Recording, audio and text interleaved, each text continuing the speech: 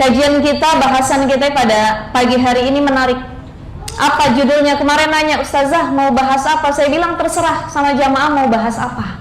Ya, akhirnya dari panitia minta tema. Saya bilang ya udah kita bahas tentang jangan mengeluh, banyak bersyukur. Ini syukur, kata yang seringkali terucap tapi sulit untuk dipraktekkan. Syukur, sabar, ikhlas. Ikhlas ya, syukur ya, sabar ya. Secara lisan kalau diungkapin gampang, tapi pada praktiknya, pada realisasinya sulitnya bukan main. Ada orang baru ditinggal sama suaminya wafat, kita datang ngelayat, Bu, sabar ya Bu, sabar, jangan nangis. Ya iya, kita kadang ngerasain, betul nggak? Jadi sabar, syukur, dan juga ikhlas sulit dipraktikan, tapi pada pengucapannya dia gampang. Maka jangan banyak ngeluh kita, banyakin syukur. Kenapa kita disuruh bersyukur oleh Allah Subhanahu wa ta'ala? Alasannya dua. Satu, syukur kita kepada Allah semata-mata karena kita berterima kasih atas nikmat yang terus-menerus. Ma yaf'alullahu bi'adzabikum in syakartum wa amantum. Orang yang ngaku beriman, dia banyak syukur. Jadi kalau mau melihat iman seseorang, lihat dia orang yang rajin bersyukur apa enggak. Oh, tiap hari ketemu kerjaan yang ngeluh. Dikasih uang belanja 20.000 dia ngeluh. Dikasih uang belanja 50.000 dia ngeluh juga. Bahkan dikasih uang belanja jutaan dia masih ngeluh. Itu bisa dilihat kualitas keimanan seseorang. Orang yang banyak ngeluh, jarang bersyukur, imannya masih di bawah rata-rata. Beda sama orang yang tingkatan imannya sudah tinggi. In syakartum wa amantum, kalau kamu ngaku beriman, kamu juga bersyukur sama Allah. Tapi pada hakikatnya sulit Ustazah bersyukur. Coba deh Bu, ini kita muhasabah, kita tanya nih sama diri kita. Selama kita hidup, ada yang di sini usianya mungkin sudah 40 tahun, 50 tahun, tapi mayoritas saya lihat 17 tahun rata-rata. Ada masih 17 tahun? Alhamdulillah, mudah-mudahan semangatnya masih 17 tahun walaupun usianya tidak lagi 17 tahun ya Bu ya. Kita muhasabah diri, kita lihat, kita flashback, tengok hidup kita 40 tahun, 50 tahun, 60 tahun, ada yang 30 tahun. Ya Allah, usia saya selama ini yang Kau berikan, saya lebih banyak bersyukur atau kufur nikmat? Ngelihatnya bagaimana Ustazah? Melihatnya satu, kita sehari-hari lebih banyak mengingat kesenangan-kesenangan yang Allah kasih. Itu satu. Atau yang kedua, kita lebih banyak mengingat kesedihan yang Allah beri. Contoh, kita sehari-hari ingat, ya Allah, alhamdulillah saya punya anak.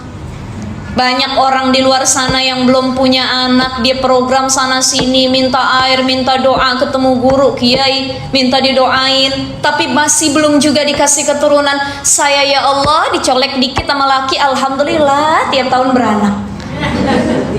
Itu kan perlu tuh kita syukurin, kita muhasabahin. Alhamdulillah nggak susah, saya pengen punya keturunan. Banyak orang yang kemana-mana juga belum dikasih ya Allah keturunan. Tuh, kita hargai, kita lihat kesenangan yang Allah beri. Atau kebanyakan kita ingat yang sedih-sedih. Punya anak susah diajarin begitu belajar. Bebel bener jadi anak. Ya Allah, gini bener punya anak. Andi dia anak saya apa bukan sih? Jangan-jangan ketukar dulu di rumah sakit dan lain sebagainya. Ini kita tidak mengingat kebaikan yang Allah beri. Kita punya orang tua dikasih, lebih banyak bersyukurnya atau kufurnya. Ya Allah, alhamdulillah saya masih punya orang tua sehat. Banyak kawan saya dari kecil orang tuanya udah kagak ada. Bahkan dari dia lahir pun gak pernah ketemu kedua orang tua. Saya bersyukur mengingat kebaikan yang Engkau beri kepadaku ya Allah. Atau jangan-jangan kita malah kufur. Oh, kenapa saya harus lahir dari orang tua yang model begini? Coba kalau saya lahir jadi anak orang kaya.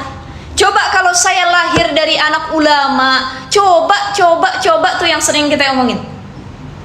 Jadi kita muhasabah, kita lebih banyak syukurnya atau mengingat kesedihan yang Allah kasih. Punya suami, bersyukur apa enggak Bu? Bersyukur enggak? Bersyukur. Jangan pernah dibandingin suaminya sama yang lain. Ya, kadang-kadang rumput tetangga lebih enak dilihat daripada rumput sendiri. punya suami, alhamdulillah. Begitu ibu-ibu habis nonton drakor, habis nonton film, melihat suami, alhamdulillah, biar kagak mirip sama Lee Min Ho, yang penting suami saya. Kan banyak orang akhirnya ngebandingin pasangannya dengan orang lain, sehingga ketika ngelihat suaminya nggak ada rasa syukur sedikit pun. Alhamdulillah masih punya suami, alhamdulillah ada yang nafkahin, alhamdulillah masih ada yang jagain, alhamdulillah tidur ada yang nemenin. Banyak orang yang usia pernikahannya masih seumur jagung, suaminya diambil oleh Allah wafat, ada yang diambil sama perempuan lain, ya. Ada yang tidak syukur dengan apapun yang kita miliki. Ini harus jadi muhasabah diri. Banyak bersyukur apa banyak ingat kesedihan? Jadi satu bersyukur itu diharuskan karena kita berterima kasih atas nikmat yang terus datang. Yang kedua, bersyukur dianjurkan untuk apa ibu-ibu sekalian? Agar Allah tambahkan nikmat kepada kita. La in syakartum la azidan wa la inna azabi lasyadid. Masya Allah ibu-ibu Geraha Cinere ini hafal Quran semua Ustaz ya. Saya nerusin dikit dilanjut, alhamdulillah. Ini kita minta sama Allah, ya Allah, dari rizki yang saya punya ditambah. Kalau kita bersyukur ditambah, kita bersyukur ditambah. Kenapa kita nggak boleh banyak ngeluh? Coba unzur ila man dunaka wa la tanzur ila man fawqaka. Dalam perkara duniawi, Allah nyuruh kita lihat sama yang lebih di bawah kita. Kita naik mobil, alhamdulillah, lihat yang berangkat ngaji naik motor. Yang naik motor, alhamdulillah, lihat yang berangkat ngaji naik sepeda. Yang naik sepeda, alhamdulillah, masih punya sepeda, ya Allah, lihat yang berangkat ngaji jalan kaki. Yang jalan kaki masih bersyukur, alhamdulillah. Ada yang dia pakai kursi roda, digotong baru dia berangkat ngaji. Yang pakai kursi roda, alhamdulillah, masih bisa berangkat ngaji walaupun didorong-dorong. Ada orang yang udah nggak bisa ngapa-ngapain, tiduran di rumah, dia kena stroke. Yang kena stroke pun alhamdulillah belum masuk kubur, ya Allah. Ini kan bentuk syukur yang harus kita utamakan. Jadi jangan banyak ngeluh. Lihat dalam perkara duniawi yang di bawah kita. Tapi kebalikan, kalau kita ngelihat perkara ukhrawi, akhirat, lihat yang lebih di atas kita. Jangan kebalik. Ada orang sholatnya lebih rajin, kita iri sama yang begini, boleh, ya Allah, saya akan menandingi ibadah dia, saya akan lebih rajin lagi. Ada orang sedekahnya lebih rajin, kita tandingi. Ada orang zakatnya lebih rajin, ada orang hajinya rajin, umrohnya rajin, zikirnya rajin, itu kita kebut. Tapi dalam perkara duniawi, lihat yang di bawah kita, Bu. Coba deh ibu-ibu, ini saya yakin ibu-ibu kan yang hadir usianya sudah mulai sepuh ke atas ya, betul ya? Tapi saya nggak mau bilang tua, saya bilangnya sudah mulai sepuh ke atas gitu ya. Pasti sudah tahu nih asam manis kehidupan perjalanan setiap orang. Kita udah banyak melihat manusia-manusia. Ketika kita melihat hidup orang lain, ini kan kita sering ngeluh nih. Kita sering ngeluh ya dengan hidup kita. Coba deh kita pandang hidup orang lain. Ah ustazah, saya mandang hidup orang lain enak terus, nggak ada tuh yang dia kagak dikasih, nggak ada yang dikasih ujian, nggak ada yang dikasih kesusahan. Apalagi kalau kita bukanya Instagram, TikTok, apalagi Bu, YouTube, ya, itu senang semua ustazah hidupnya. Itu kan yang diperlihatkan saja. Padahal nggak ada orang yang hidupnya ideal, nggak ada.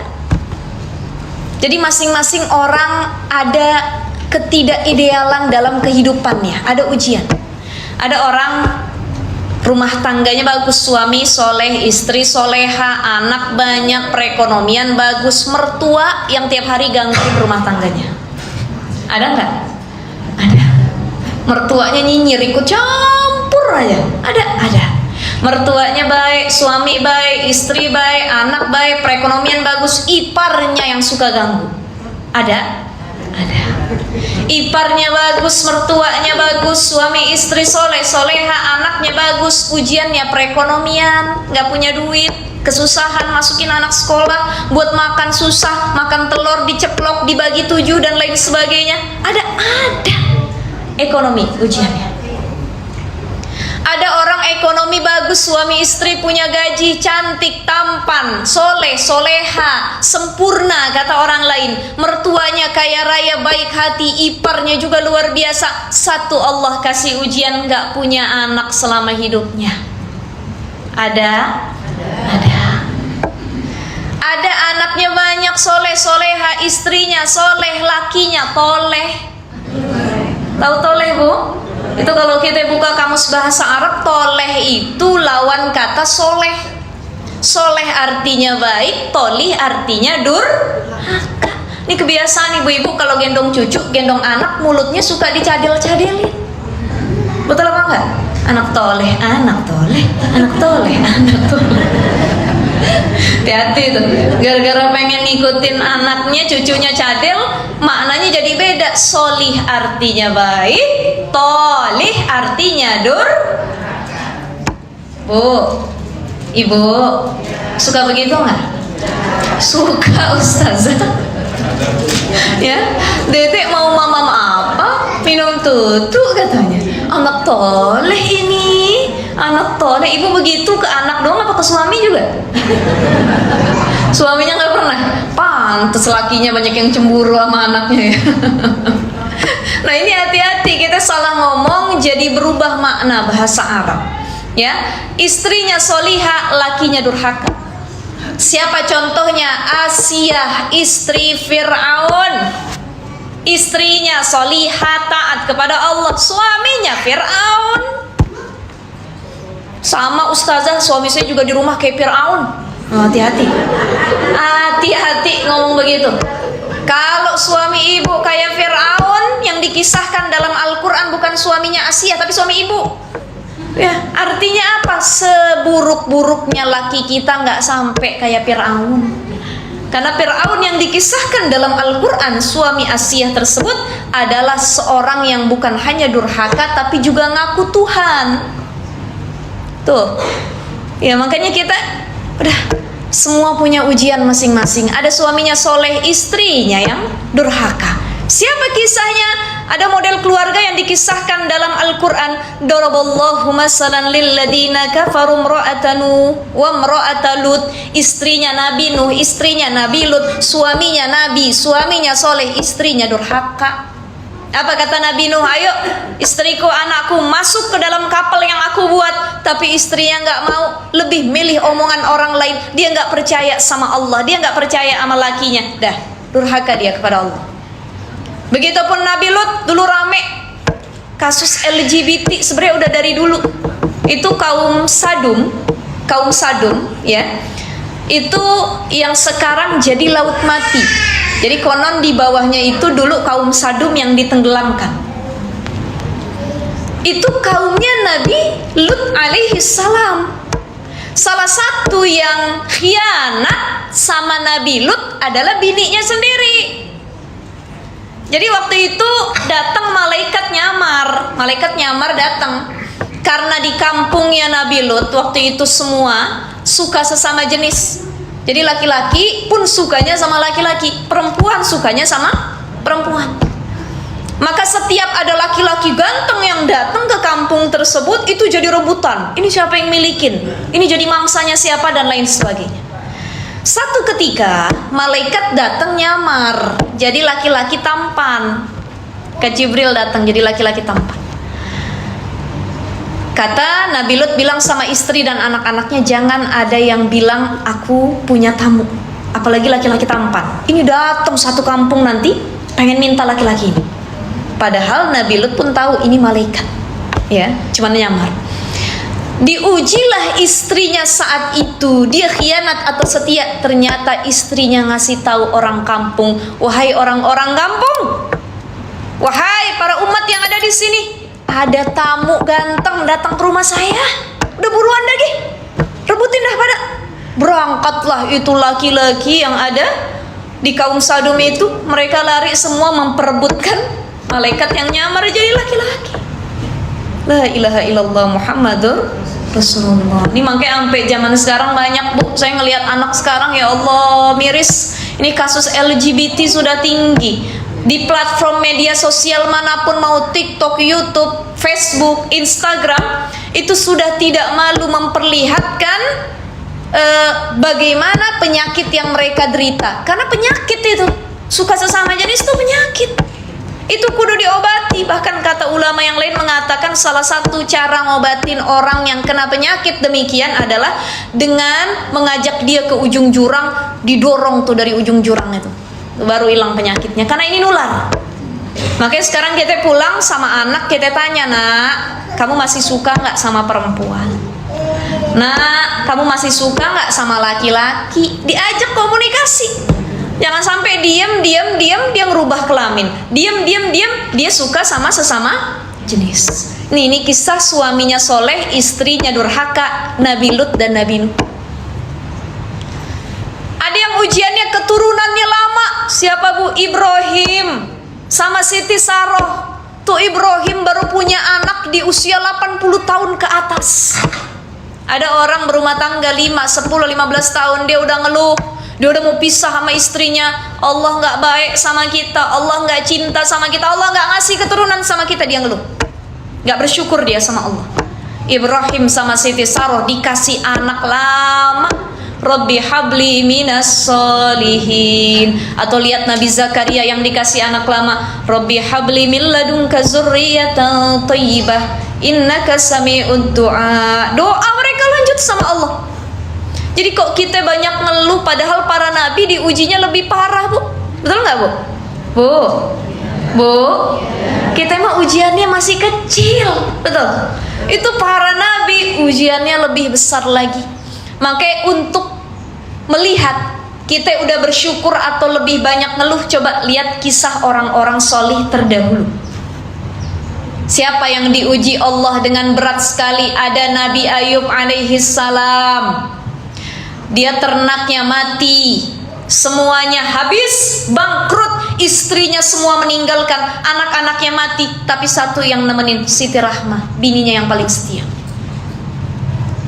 Diuji, bahkan kata para ulama, Nabi Ayub ini diujinya sama Allah 18 tahun dalam kemiskinan dan penyakit kusta. Kita baru sakit gatel-gatel 2 hari udah ngeluh sama Allah. Dikasih diabetes seminggu udah ngeluh sama Allah, ya. Asam urat kagak mau ngaji, tuh betul nggak bu? Bu, punya asam urat kita nggak mau ngaji. Jadi bagaimana ustazah bersyukur yang dianjurkan? Bagaimana cara bersyukur? Ada 3, sok monggo dicatat. Ada 3 cara bersyukur kepada Allah Subhanahu wa Ta'ala. Yang pertama, bersyukur itu dilakukan melalui aktivitas lisan, lewat lisan kita. Kata Imam Al-Ghazali, orang yang bersyukur adalah orang yang lisannya gemar mengucap Alhamdulillah, Alhamdulillah, Subhanallah, walhamdulillah, wala ilaha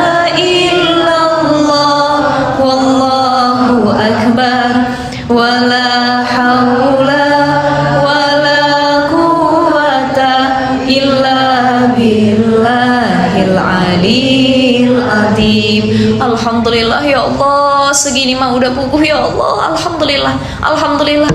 Punya suami kayak gini, alhamdulillah. Punya anak kayak gini, alhamdulillah. Punya mobil gak bagus banget tapi ada kendaraan buat ngaji, buat ibadah, alhamdulillah. Punya badan sehat, alhamdulillah. Nah, siapa tuh? Anak kecil aja ngerti ngomong alhamdulillah. Masa kita orang tua sulit ngomong alhamdulillah. Jadi setiap apapun nikmat yang Allah kasih, cara bersyukurnya nih lisan kita kudu sering-sering ngomong alhamdulillah, alhamdulillah, alhamdulillah, alhamdulillah. Itu jadi wirid tirakat sehari-hari, ya. Hada min fadli rabbi, alhamdulillah, walillahilham. Ada orang muji kita, bu, ibu cantik benar, gimana jawabnya? Alhamdulillah. Baru makasih sama yang muji, makasih ya, ini mah saya segini ya, alhamdulillah dari Allah gitu. Kan banyak orang dipuji tapi nggak langsung ngembaliin sama Allah, dia malah sombong dengan dirinya sendiri. Ada bu, cantik bener bu, iya skincare kita kan mahal, ini belum treatment jutaan tiap hari katanya, Ya, boro-boro ngucap alhamdulillah dan makasih sama makhluk. Nah, ini ciri makhluk atau manusia yang kufur dengan nikmat Allah. Nah, Bu, ibu-ibu sekalian yang dimuliakan Allah, orang yang lisannya kelihatan tukang bersyukur itu bukan cuman lisan yang gemar ngucap alhamdulillah, tapi lisan yang juga gemar istighfar. Istaghfirillah, minta ampunlah sama Allah. Ini orang yang rajin istighfar, dia ciri orang yang bersyukur. Kenapa? Dia tahu, ya Allah, saya udah dikasih banyak nikmat, maksiat lagi. Saya udah dikasih banyak nikmat, melihat yang enggak lagi. Saya udah dikasih banyak nikmat, durhaka sama suami. Saya udah dikasih banyak nikmat, gak didik anak sebaik mungkin. Kita istighfar, minta ampun. Astaghfirullahaladzim, astaghfirullahaladzim. Gimana ustazah cara istighfar terbaik? Itu banyak diajarkan. Ada istighfarnya Nabi Yunus alaihi salam. Ibu pernah dengar kisah Nabi Yunus? Nabi Yunus diuji sama Allah dengan 3 kegelapan. 1 gelapnya malam, 2 gelapnya lautan, 3 gelapnya perut ikan. Masuk dia. Kalau kita mungkin, ya Allah udah gak selamat dah, udah mati kayaknya di sini dah. Tapi tidak dengan Nabi Yunus yang selama dia masuk ke dalam perut ikan, apa dia ucapkan? Istighfar, minta ampun kepada Allah. La ilaha illa anta subhanaka inni kuntu minaz zalimin. Gimana, Bu? La ilaha illa subhanaka inni kuntu minaz zalimin. Ini istighfarnya Nabi Yunus di dalam perut ikan. Catat, kita dawamin, insya Allah. Ada nggak ustazah yang panjangan? Saya nggak suka yang pendek-pendek, maunya istighfar yang panjangan. Boleh. Ada istighfarnya Nabi Adam alaihissalam ketika dipisahkan oleh istrinya. Ya, Allah usir dari surga pada kisah buah khuldi yang diganggu sama setan. Dipisahin tuh. Padahal lagi pengantin baru, lagi senang-senangnya berdua dipisahin. Yang satu konon di sini, yang satu di sana dan lain sebagainya. Maka ketika masa perpisahan, minta ampun sama Allah. Apa doa yang dipanjatkan oleh Nabi Adam? Rabbana zalamna anfusana wa illam taghfir lana wa tarhamna lanakunanna minal khasirin. Tuh yang dibaca sama Nabi Adam. Jadi ibu tinggal pilih, mau tadi baca istighfarnya Nabi Yunus, mau baca doa istighfarnya Nabi Adam. Ada yang ngeluh, nenek-nenek di belakang, ustazah kepanjangan, saya kagak bisa, kalau panjang-panjang kagak hafal katanya. Ada nggak yang pendek? Ada. Astaghfirullah Rabbal baraya, astaghfirullah minal khotoya. Masih ada yang teriak lagi, masih panjang ustazah. Ada yang pendekan lagi apa enggak? Ada. Astagfirullah, astagfirullah, astagfirullah, astagfirullah. Nah, itu paling pendek ya Bu ya, betul ya. Jadi kalau yang pendek saja nggak kita dawamkan, maka masih jadi pertanyaan, kira-kira kita orang yang bersyukur atau tidak?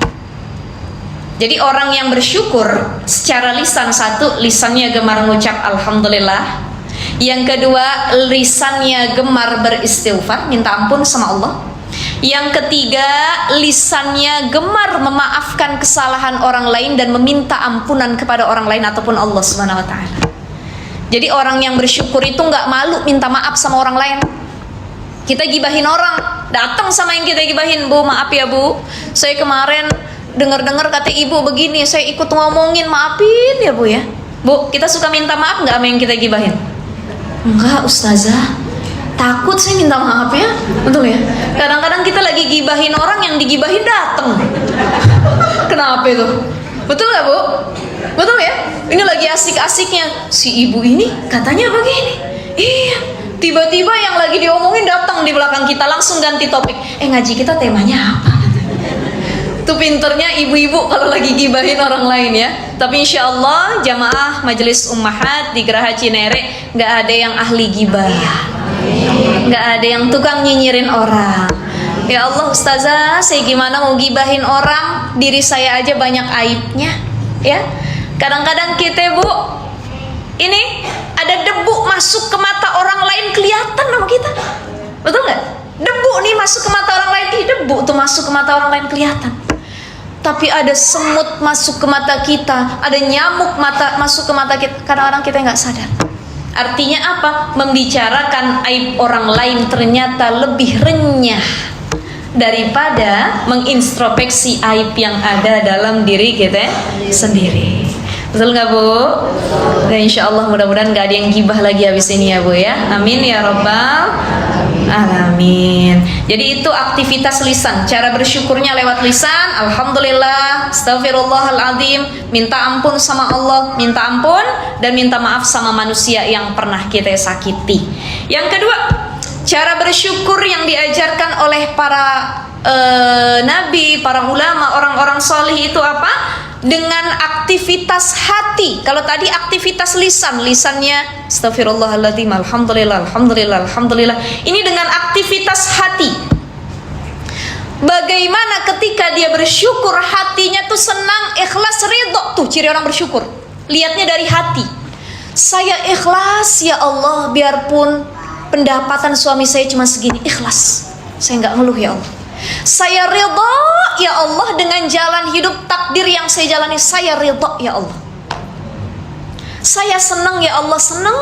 Saya senang punya orang tua begini, punya suami begini, punya anak begini, punya kehidupan begini. Saya senang, ikhlas, ridha. 3 hal tuh. Senang, ikhlas, ridha. Senang, ikhlas, ridha. Itu aktivitas hati yang bermain. Makanya dalam surah Ar-Rahman sering kita dengar. Apa bunyi ayatnya? Fabi ayyi ala'i rabbikuma tukadziban. Mana lagi nikmat yang kita dustain, Bu? Bu? Ibu? Kita ngirup udara bisa nggak? Bisa. Kemarin zaman Covid orang bernapas kudu pakai oksigen. Bantuan beli nggak? Beli. Berebutan. Jadi mahal harganya. Ya. Kita banyak nikmat yang Allah suruh hitung. Sebenarnya makna ayat ini nih, fabi ayyi ala'i rabbikuma tukadziban. Kata Allah, wahai hambaku, mana lagi yang kau dustakan? Mana lagi yang gak pernah aku kasih? Mana lagi yang kau ingkari? Semua aku kasih kenikmatan kepada engkau, tapi engkau jarang menikmati dan bersyukur atas nikmat tersebut. Ini di ayat ini Allah nyuruh kita itu muhasabah dan ngitung nikmat. Dalam sehari berapa oksigen yang saya hirup? Dalam sehari berapa kali mata saya ngedip? Dalam sehari berapa kali nikmat Allah yang masih ada dalam diri saya? 1, nikmat masih bisa buang angin, masih bisa buang air kecil, masih bisa buang air besar. Itu nikmat atau bukan? Nikmat apa Bu? Nikmat sehat. Ada 2 nikmat nih yang sering dilupain, dilalain. 1, kata Rasul, nikmatani makbunun, as-sihah wal faruh. 1, nikmat sehat, kita sering lupa. Udah sakit baru kerasa sehat. Yang kedua, wal faroh, waktu lapang baru nyesel sekarang. Umur udah 50, umur udah 40, umur udah 30, baru mikir, ya Allah, kemarin saya usia 20 masih muda, kemana aja ya Allah? Saya gak pernah datang ngaji, saya gak pernah nyari ilmu. Sekarang udah tua, mau berangkat ngaji kudu izin sama suami, kudu masak dulu, kudu ngurus anak dulu, dan lain sebagainya. Ini kita nyadar waktu lapang. Nikmat sehat, buang angin tuh nikmat sehat apa enggak? Jadi kalau ada yang buang angin jangan dikatain lagi, tandanya dia sehat. Ibu kalau buang angin, kalau suami buang angin depan ibu diomelin apa enggak? Bukan main ustazah, saya suruh keluar lu keluar. Ya, padahal buang angin tuh cirinya orang masih sehat. Itu kalau dalam kitab Kifayatul Akhyar nih, ini hebatnya Islam, agama kita Bu. Semua dibahas oleh Islam, diatur oleh Islam. Dari mulai kita tidur, mau tidur sampai bangun tidur, semua dibahas sama Islam. Termasuk jenis buang angin ada dalam agama kita. Tuh jangan main-main, makanya jangan sepele sama buang angin. Sehat tandanya. Ada orang gak bisa buang angin, dia kudu operasi khususnya. Ada orang yang tiap detik buang angin. Kalau bahasa kita udah dol, udah penyakit tuh kayak gitu ya. Udah daimul hadas. Jadi kalau wudu dibuang angin, wudu mau sholat buang angin, dicabut kenikmatan oleh Allah. Jadi yang bener yang mana ustazah? Yang tengah-tengah.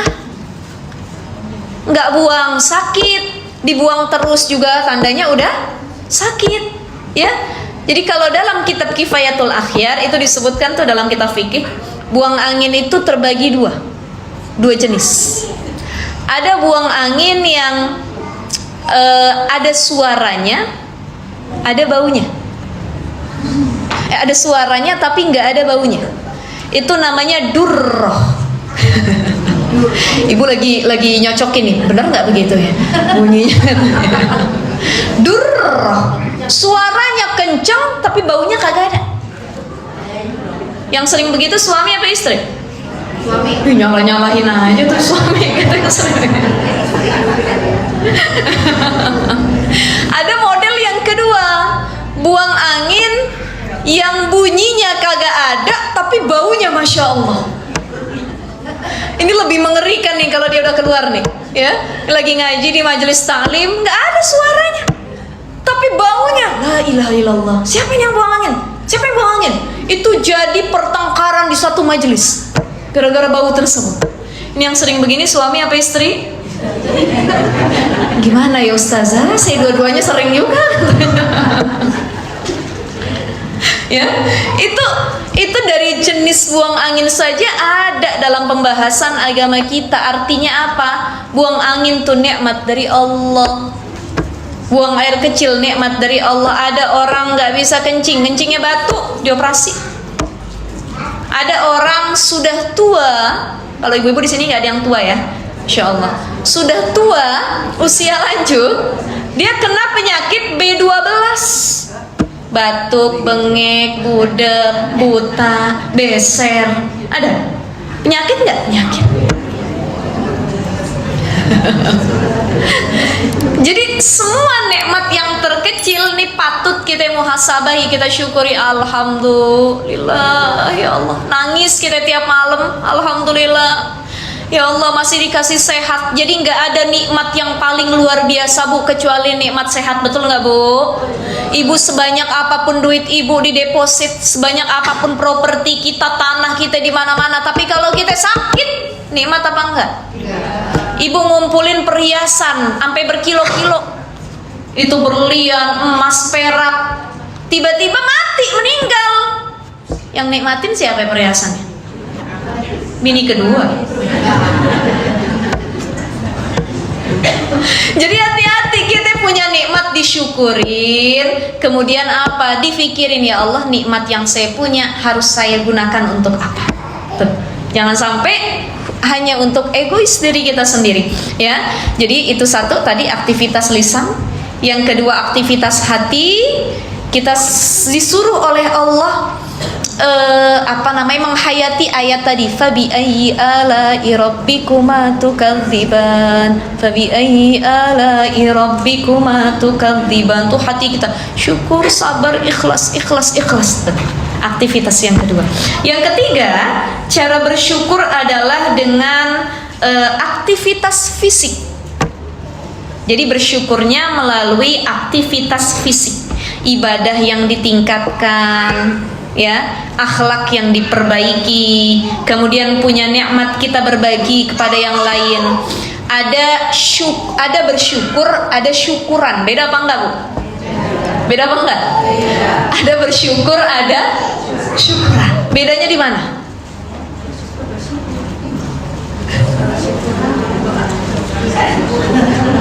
Apa bedanya? Bersyukur sama syukuran? Bersyukur alhamdulillah, kata ibu-ibu.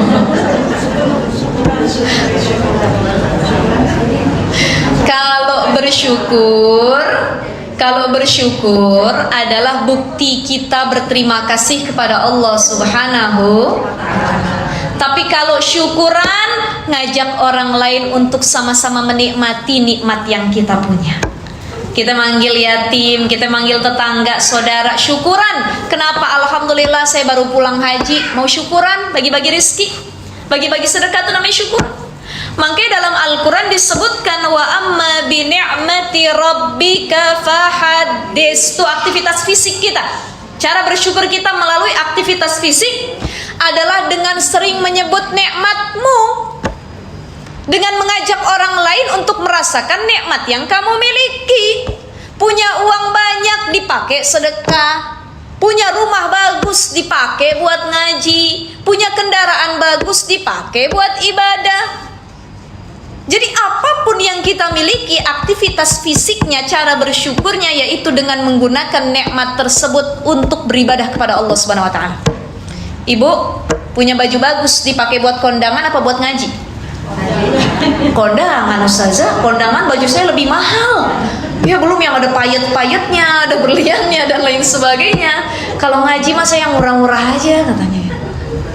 Ini hati-hati, ini jadi reminder, muhasabah buat kita. Ya Allah, saya lebih sering menggunakan nikmat saya untuk apa? Ibu-ibu punya make up mahal, ada Chanel, ada Dior, ada apapun lah make upnya merek-merek terkenal, dipakai ketika buat datang ke party, pesta, atau dipakai depan suami. Benar, benar. Depan suami pakai lipstik apa enggak? Pakai bedak apa enggak? Pakai parfum enggak? Lupa Ustazah, saya lupa kadang-kadang gitu ya. Ini kan memakai kebaikan, berdandan cantik depan suami, pahala enggak? Mensyukuri nikmat enggak? Tapi banyak kita yang lupa melakukan hal tersebut. Ketemu sama orang, ketemu pejabat, ketemu guru, ketemu yang lainnya, kita dandan secantik mungkin, tapi ketika bertemu dengan pasangan kita, kita tidak memberikan senyum terbaik. Padahal ciri istri solihah, idza nazarta saratska. Ini Pak kata Rasul, perempuan solihah tuh cirinya kalau kita mandang dia nyenengin hati kita. Ada bini kalau yang dipandang mesem mulu, senyum kagak, ngomong makasih kagak, ya? Ada nggak? Ada. Ini gimana kita mau dapat gelar solihah kalau senyum saja nggak pernah depan suami? Nggak perlulah pakai lipstik yang paling mahal, lipstiknya harganya 500 sejuta. Dia pakai lipstik tebel merah mahal, tapi nggak pernah senyum depan suami, sama aja bohong. Biarpun lipstik dia cuma merek Pipa, yang 10 ribuan, 15 ribu, tapi kalau suami pulang, assalamualaikum suamiku, waalaikumsalam. Ibu begitu nggak Bu? Insya Allah. Suami pulang kita bukain pintu, wahai abang daku, kita cium tangannya bolak-balik 3 kali. Muah, muah, muah. Jangan kita sama guru aja cium tangan bolak-balik. Sama laki kudu begitu, suami pulang dirangkul tangannya kita cium. Ditanya abang pulang kerja lelah atau enggak? Lelah, kata suaminya. Ayah mau mana dulu? Dapur, sumur, kasur ayah. Mama sudah siapkan semuanya untuk ayah. Ini ciri istri yang di suaminya datang dia senyum, disambut, ditanya mau yang mana dulu, udah siap semua. Insya Allah mudah-mudahan kita yang hadir jadi istri solihah semuanya. Amin ya robbal alamin. Jadi jangan lupa cium tangan sama suami. Tadi berangkat ke sini cium tangan.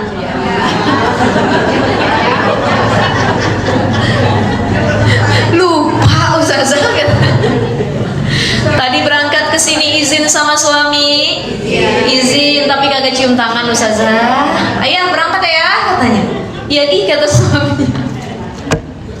La ilaha illallah. Tapi insya Allah setelah ini, setelah kita ngaji, kita makin tahu bagaimana cara bersyukur. Salah satunya dengan aktivitas fisik kita. Kita punya mukena, mahal tuh mukena. Jangan salah Bu, ibu-ibu, saya yakin pasti ibu-ibu lebih tahu. Mukena tuh ada yang harganya jutaan juga ada. Betul ya? Yang sampai 15 juta pun ada. Padahal fungsinya apa Bu? Buat sholat sama. Tapi ada mukena dari harga 50 ribu, 100 ribu, sampai 15 juta ada.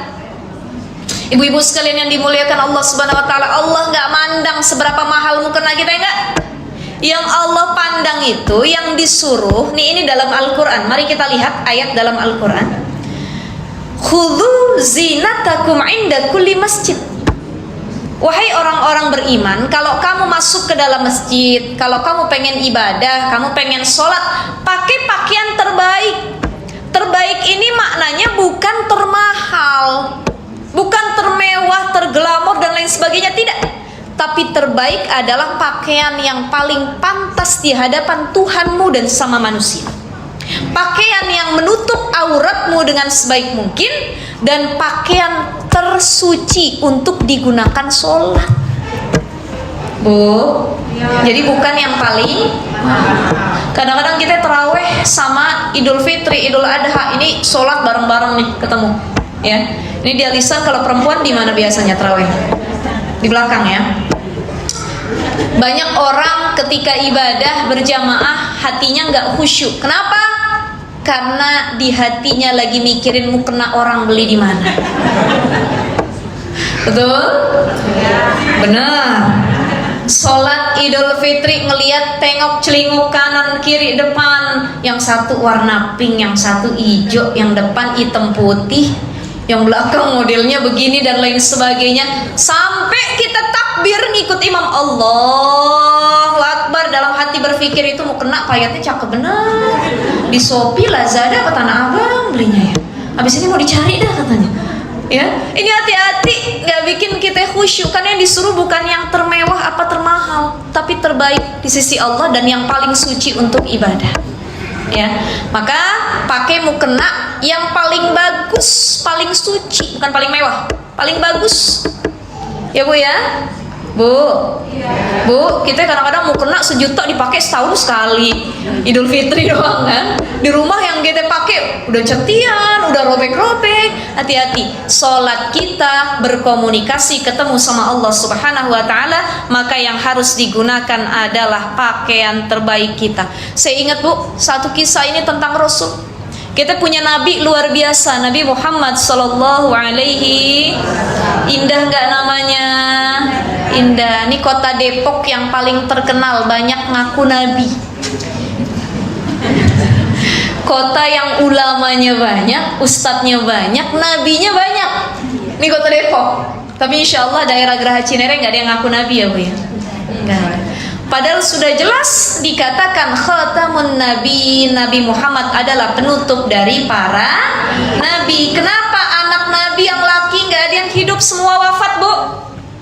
Karena kalau ada yang hidup, baik itu Qasim, Abdullah ataupun Ibrahim, maka pasti orang banyak yang ngira itu Nabi selanjutnya.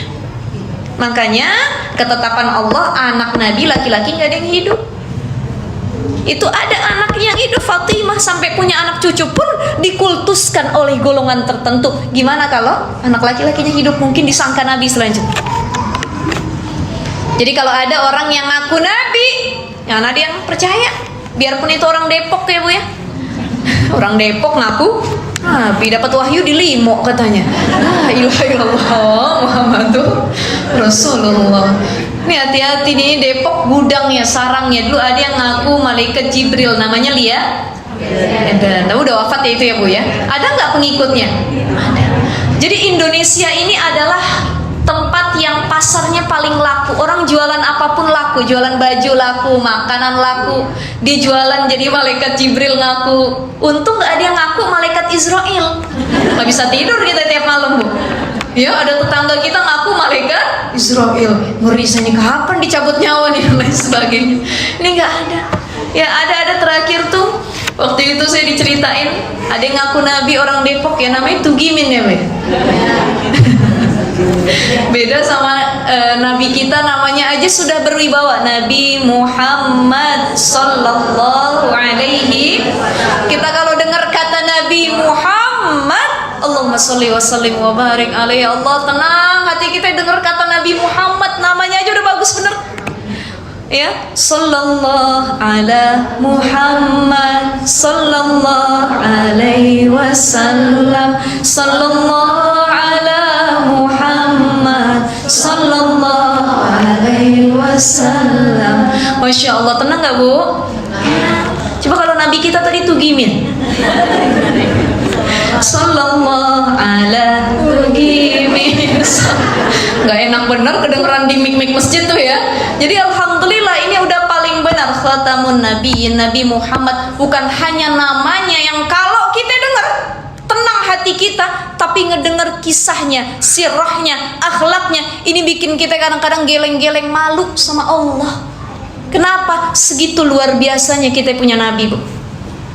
Dulu Nabi Muhammad itu walaupun sudah dijamin masuk surga, nih Nabi Muhammad udah dijamin, udah punya tiket. Kita belum dijamin, kadang-kadang masih belang bentong ibadahnya. Nabi Muhammad sudah dijamin masuk syurga, sudah menjadi kekasih Allah, hamba pilihan Allah, orang yang paling Allah cintai, tapi sholat malamnya nggak pernah ketinggalan. Istighfarnya dalam satu hari tidak pernah kurang dari 70 sampai 100 kali beliau beristighfar minta ampun sama Allah. Kita ibu tiap malam sholat malam apa enggak?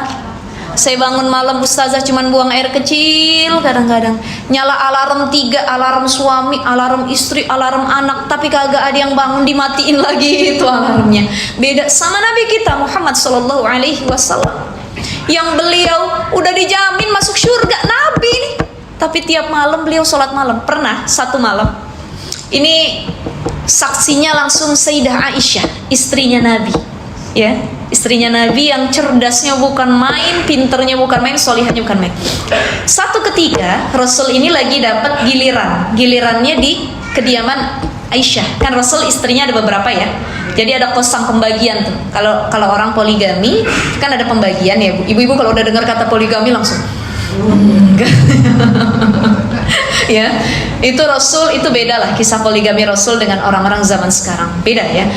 Rasul waktu itu ada kosong pembagian gilir tempat ya. Jadi ketika itu Rasul lagi berada di rumah Sayyidah Aisyah. Ini mau tidur malam sama Aisyah. Ketika itu Rasul izin. Ini padahal Rasul nggak izin juga nggak apa-apa, tapi saking menghargai pasangannya Rasul izin.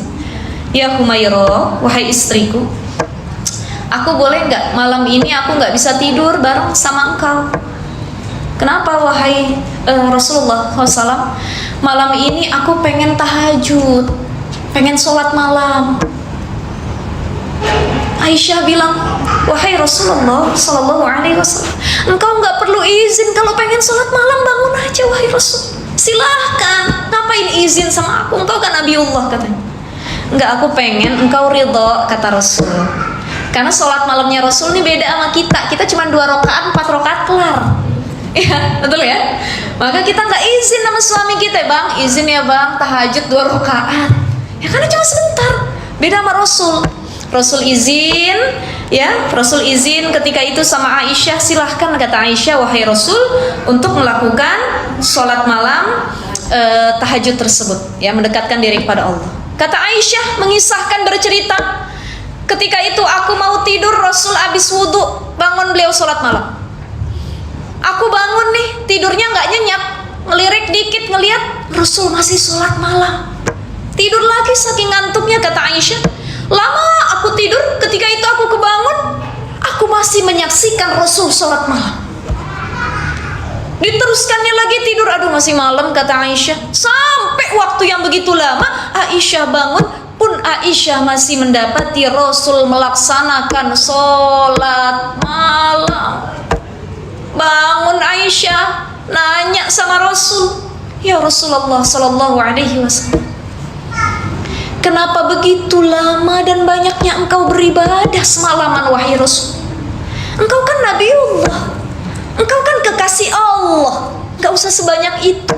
Apa segitu banyaknya tuntutan dari Allah kepadamu wahai Rasul? Kok sampai segitunya engkau ibadah? Bahkan dikisahkan Rasul nih, saking rajinnya sholat malam, itu sampai bengkak kakinya. Ibu kalau sholat malam bengkak apa enggak?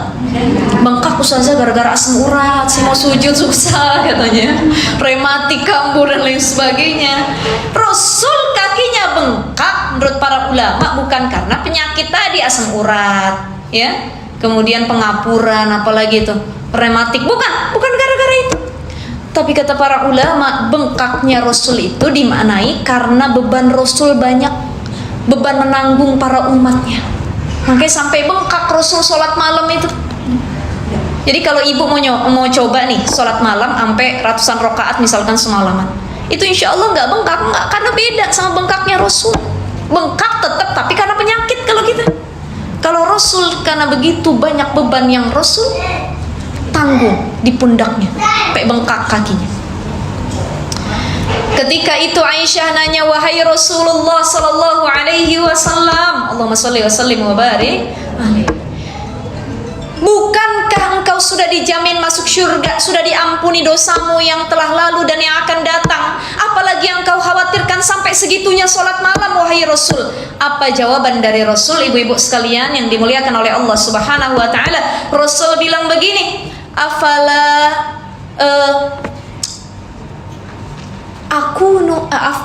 apa itu disebutnya? Bahasanya Rasul salam yang jawab beliau ketika itu, kata Rasul begini, ya Aisyah radhiyallahu anha, afala an akuna abdan syakur, afala an akuna abdan syakura, kata Rasul.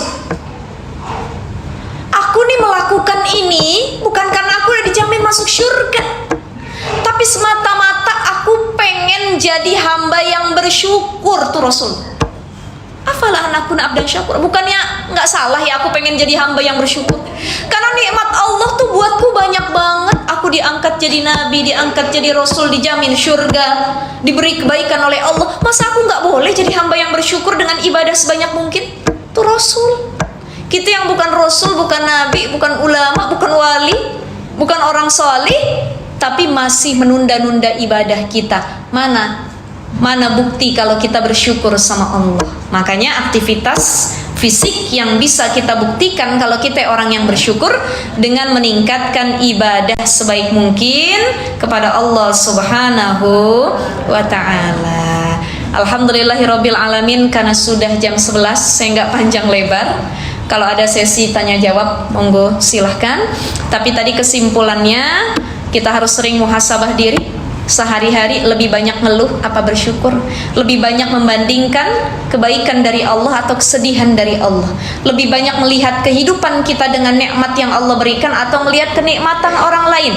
Dan cara mensyukuri nikmat tadi berapa ibu-ibu? 3. 1 dengan aktivitas lisan, yang kedua aktivitas hati, dan yang ketiga aktivitas fisik, ya. Kurang lebih itu saja. Mudah-mudahan kita jadi hamba yang senantiasa bersyukur dan jarang mengeluh, ya. Silahkan kalau ada sesi tanya jawab saya kembalikan kepada moderator. Monggo ibu silahkan.